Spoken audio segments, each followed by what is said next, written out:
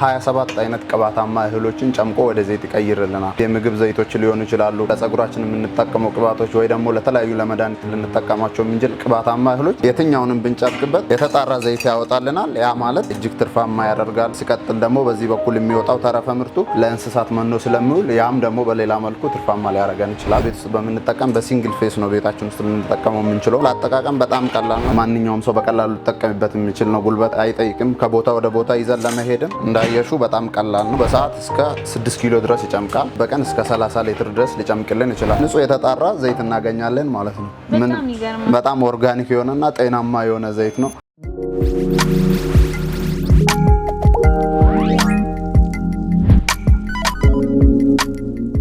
ሰላም ጤና ይስጥልን ውድ የስለ ቢዝነስ ሚዲያ ተከታታዮቻችን እንደምን አላችሁ? የስለ ቢዝነስ ሚዲያ ነው። የተለያዩ የቢዝነስ ሀሳቦችን በዝርዝር የምታገኙበት የቢዝነስ ቻናላችን ነው። እንግዲህ በዛሬው ፕሮግራማችን ለእናንተ ይሆናል ብለን ያሰብነውን አንድ ፕሮግራም ይዘንላችሁ መተናል። ይህም የዘይት መጭመቂያ ማሽንን ይዘንላችሁ መተናል። ወደ ዘይት ቢዝነስ መግባት ለምትፈልጉ ከዘይት ቢዝነስን በተጨማሪ ደግሞ የተለያዩ አይነት የፀጉር ቅባቶችን እንዲሁም ደግሞ ተጨማሪ የቅባት እህሎችን እያመረታችሁ መሸጥ ለምትፈልጉ ሰዎች ዛሬ በጣም በተመጣጣኝ ዋጋ ጥሩ የሆነ ማሽን ይዘንላችሁ መተናል። ይህ ማሽን ምን ይመስላል፣ እንዴት አድርገን ነው መጠቀም የምንችለው፣ እንዴት አድርገንስ ነው ማግኘት የምንችለው የሚለውን ደግሞ ሙሉ ፕሮግራሙን ሰርተንላችኋል። ከመጀመሪያው እስከ መጨረሻው እንድትከታተሉ እንጠይቃለን። ወደ ፕሮግራሙ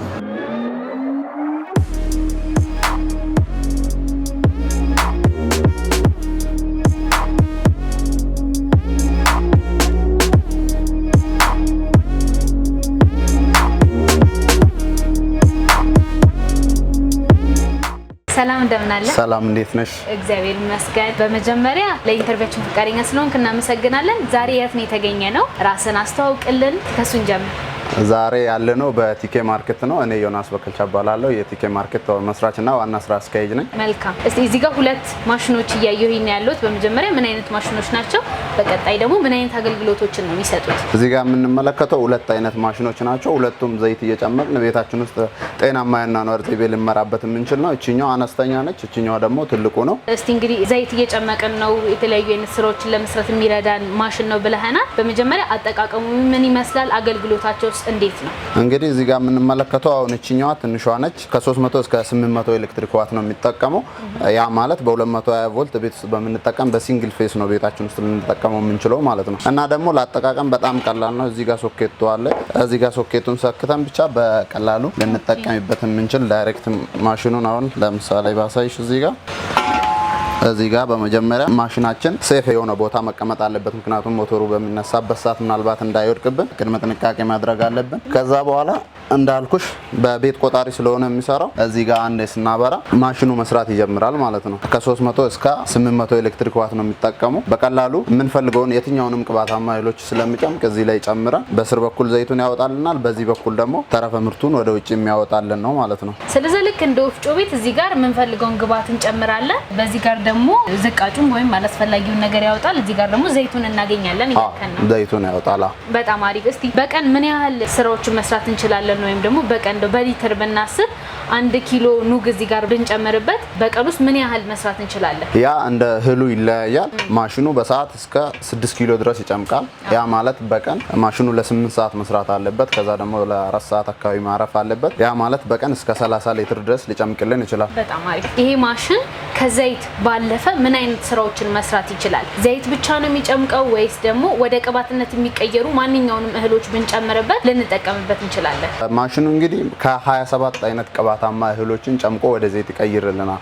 ያ ማለት የምግብ ዘይቶች ሊሆኑ ይችላሉ፣ ወይ ደግሞ ለፀጉራችን የምንጠቀመው ቅባቶች፣ ወይ ደግሞ ለተለያዩ ለመድኃኒት ልንጠቀማቸው የምንችል ቅባታማ እህሎች የትኛውንም ብንጨምቅበት የተጣራ ዘይት ያወጣልናል። ያ ማለት እጅግ ትርፋማ ያደርጋል። ሲቀጥል ደግሞ በዚህ በኩል የሚወጣው ተረፈ ምርቱ ለእንስሳት መኖ ስለሚውል ያም ደግሞ በሌላ መልኩ ትርፋማ ሊያደርገን ይችላል ማለት ነው። እሱም ሌላ ቢዝነስ ነው። እሱም ሌላ ቢዝነስ ነው። መልካም። እስቲ ይሄኛውና ያኛው ማሽን ምንድነው ልዩነታቸው? በአገልግሎት ደረጃስ ደግሞ ምን አይነት አትራፊነት ልናገኝ እንችላለን? ልዩነታቸው ይሄኛው እንዳልኩሽ ይሄኛው እስከ 800 ኤሌክትሪክ ዋት ነው የሚጠቀመው። ይሄኛው ደግሞ እስከ 1800 ኤሌክትሪክ ዋት ነው የሚጠቀመው። መጀመሪያ ማሽኖቹ ያው የምታሰቡት ለቤት ይሆናሉ ተብሎ ነው። ምክንያቱም የዘይት ጉዳይ እንግዲህ ከጤና ጋር ተያይዞ ብዙ አሳሳቢ ከምንላቸው ነገር አንዱ ነውና ከዛ ባሻገር ደግሞ ይሄኛው 1800 ኤሌክትሪክ ዋት ነው የሚጠቀመው። ያ ማለት በቀን እስከ 50 ሊትር ወይም ደግሞ ከዛ በላይ ዘይት እየጨመቀ ሊያመጣልን ስለሚችል ከራሳችንም አልፈን ለሀገር የምንተርፍበት ቢዝነስ ልንሰራበት የምንችል አነስተኛ ቢዝነስ ቤታችን ውስጥ በቀላሉ አንደኛ ትንሽ ቦታ ነው የሚቀመጠው፣ ብዙ ካሬ የሚፈጅብን አይደለም። ሶ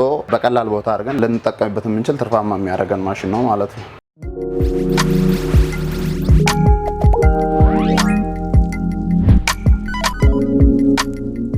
እዚህ ስራ ላይ እነዚህ ሰዎች ቢሰማሩ በጣም በቀላሉ ትርፋማ ሊሆኑ ይችላሉ ብለን የምታስባቸው ሰዎች ካሉ እስቲ ጥቆማ ስጠን። ኦኬ፣ ለብዙ ሰዎች ይሆናል። ለምሳሌ ቤት ውስጥ የሆኑት ሰዎች አሉ። ለምሳሌ የሚያጠቡ እናቶች ሊሆኑ ይችላሉ።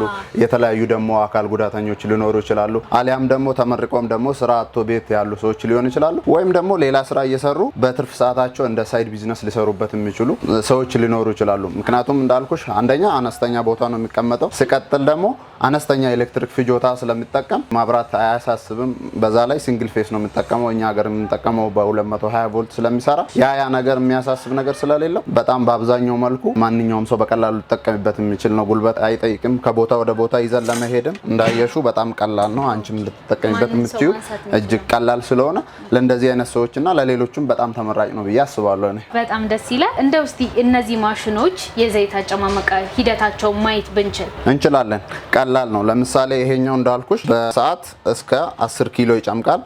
ለማየት ያህልኛ ደግሞ አሁን እንደነገርኩሽ ማሽኑን መጀመሪያ ሴፍ የሆነ ቦታ መቀመጡን እርግጠኛ መሆን አለብን። ከዛ በኋላ እንዳልኩሽ በኖርማል ቤት ውስጥ በምንጠቀምበት በሲንግል ፌስ ስለሆነ የሚሰራ ማሽናችንን እዚህ ጋር እንሰካለን። ከዛ በኋላ መተን እዚህ ጋር ነው የምናበረው። እዚህ ጋር ካበራን በኋላ እዚህ ጋር እንደምታዩ ስታርት እንለዋለን። ስታርት ካልነው በኋላ 7 ደቂቃ ይቆጥራል። 7 ደቂቃ ቆጥሮ ከጨረሰ በኋላ ነው ማሽኑ ወደ ስራ የሚገባው። 7 ደቂቃ መጠበቅ ይኖርብናል። እዚህ ጋር ደግሞ ቴምፕሬቸሩ እስከ 250 ድረስ ነው መሆን ያለበት አቨሬጅ ቅባታማ ኃይሎችን ለመጭመቅ ማለት ነው። ስለዚህ እኛ መቀነስ ስንፈልግ መጨመር ስንፈልግ እንጨምራለን። ለመቀነስ ደግሞ ቴምፕሬቸር ምለውን ኦፕሽን እንመርጣለን። 250 ላይ እንመርጣለን ማለት ነው። በጣም አሪፍ። ስለዚህ የራሱ የሆነ መግለጫም ራሱ አለው። ማንም ሰው አንብቦ ሊረዳው የሚችል በጣም በግልጽ የተቀመጠ ኦፕሽን ነው ያለው። እንግዲህ አሁን ታሳየኸኝ ቀላል ነው። አሁን ከዚህ በኋላ አይከብደኝም። ስሪው ብትለኝ ራሱ አይቼው ባንዲ መረዳት ነው። ያ ለአጠቃቀም በጣም ቀላል ነው። ዲጂታል መሆኑ ደግሞ ሞር ተመራጭ ነው። አሁን ለምሳሌ ሀገር ውስጥ የሚመረቱ ብዙ የዘይት ማሽኖች አሉ። እነዛ ደግሞ ብዙ ስልጠና ይፈልጋሉ።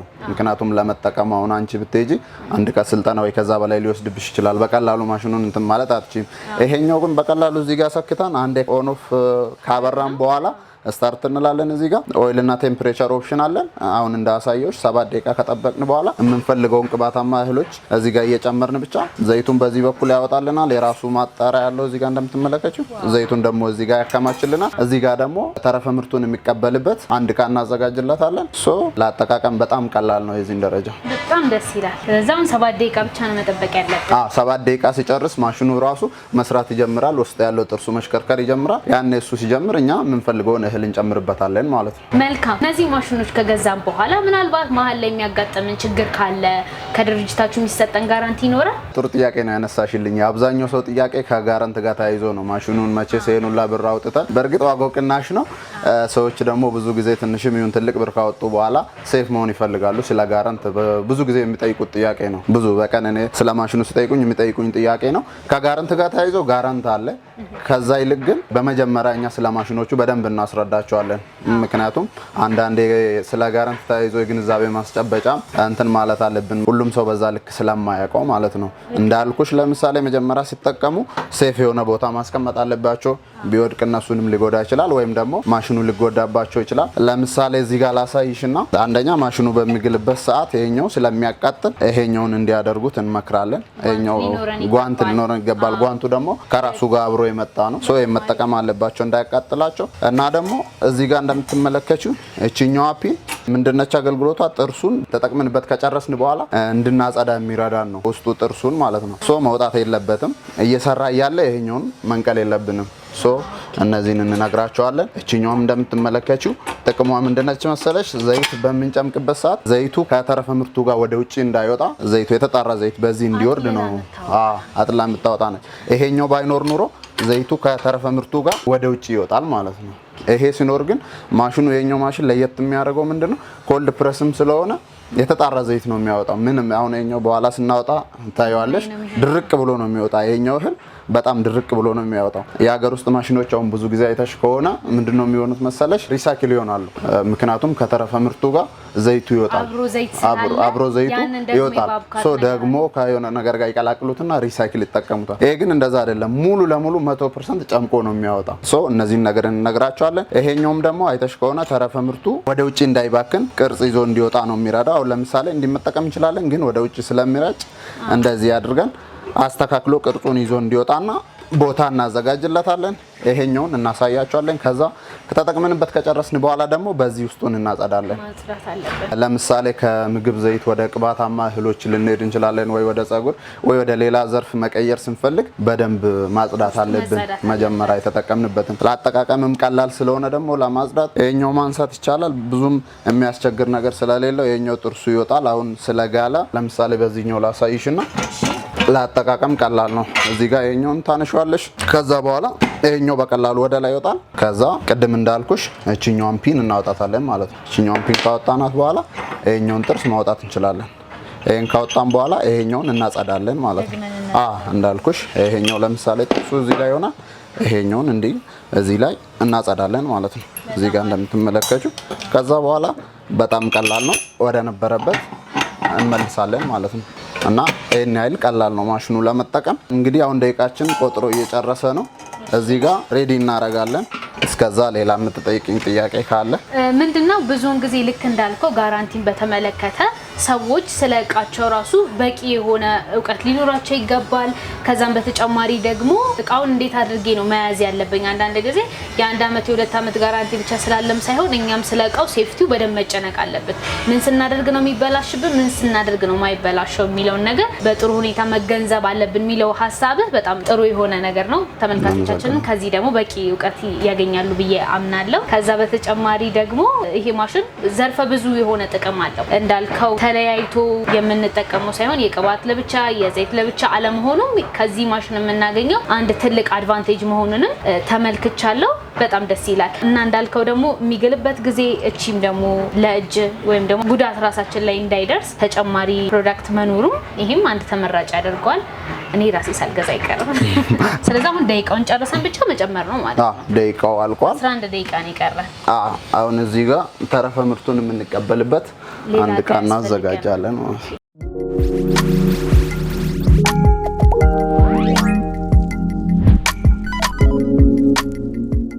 በጣም ጥሩ። እንግዲህ ማሽናችን አሁን ሰዓቱን ጨርሶ ስራውን ጀምሯል፣ ድምጽ ማውጣት ጀምሯል።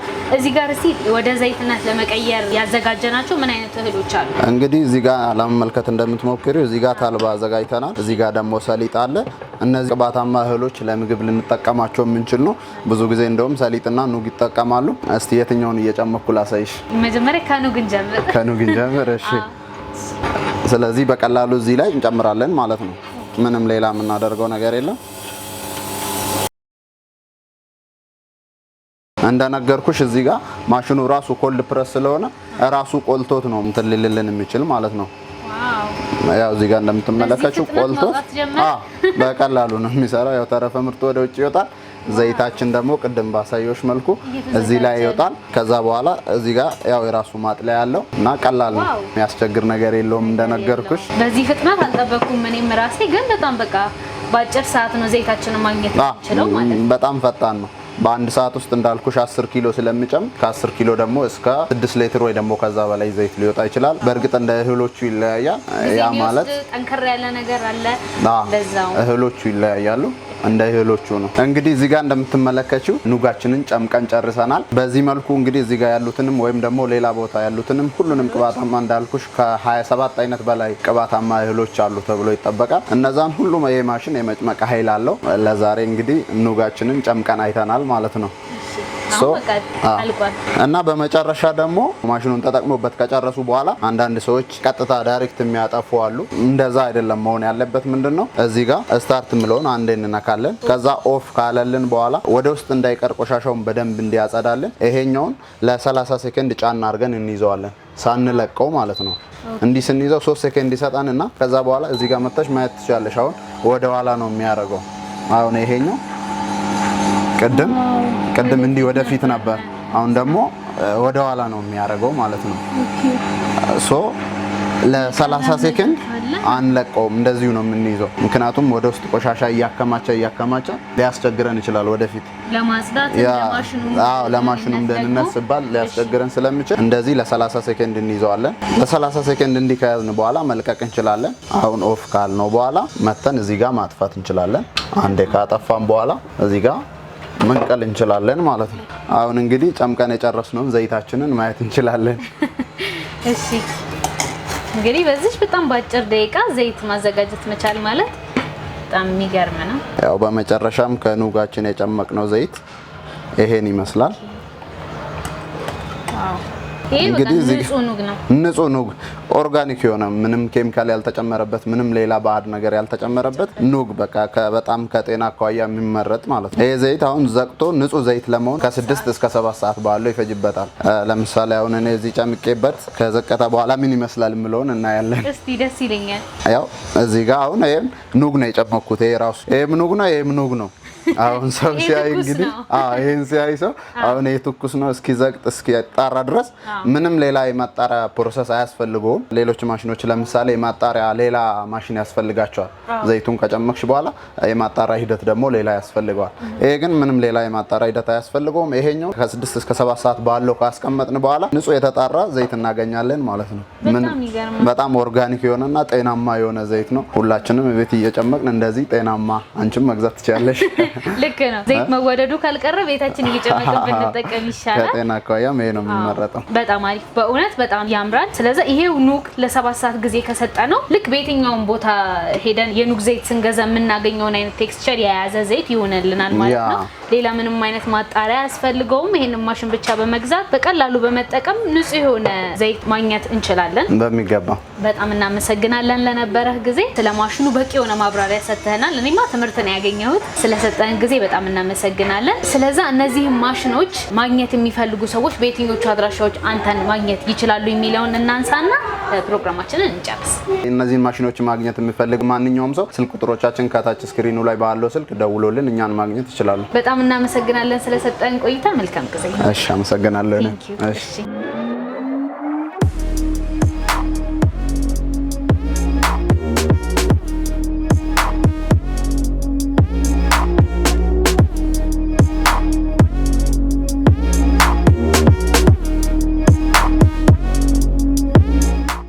ስለ ቢዝነስ ሚዲያ ተከታታዮቻችን እንግዲህ በዛሬው ቆይታችን የዘይት መጭመቂያ ማሽን ይዘንላችሁ መተናል። በዚህ የዘይት መጭመቂያ ማሽን እንግዲህ በጣም በቀላሉ ቦታ ሳይዝ ይሁን ደግሞ የቤት ቆጣሪን ብቻ በመጠቀም እንደነዚህ አይነት ዘይቶችን ማምረት ትችላላችሁ። ከዘይትም በተጨማሪ ደግሞ የተለያዩ አይነት ቅባት እህሎችን እያመረታችሁ የፀጉር ቅባት ሊሆን ይችላል፣ የፊት ፕሮዳክቶችን ሊሆን ይችላል እያመረታችሁ መሸጥ ትችላላችሁ። የዘይትም አገልግሎት መስራት ትችላላችሁ። እንግዲህ እንደተመለከታችሁት እዚሁ ጨምቀን ያዘጋጀነው ዘይት ነው። ይሄ ደግሞ ለ7 ሰዓት ያህል እረፍት ስንሰጠው የምናገኘው ትክክለኛ የተጣራ ዘይት ነው። ምንም አይነት ተጨማሪ ማሽን አያስፈልጋችሁም። ይሄንን አንድ ማሽን ብቻ በመግዛት እዚህ ቢዝነስ ላይ በመሰማራት በቀላሉ ትርፋማ መሆን ትችላላችሁ። እንግዲህ የዘይት ቢዝነስ እንደሚታወቀው አገራችን ላይ ከፍተኛ የሆነ እጥረት ያለበት ተፈላጊነት ያለው ምርት ነው።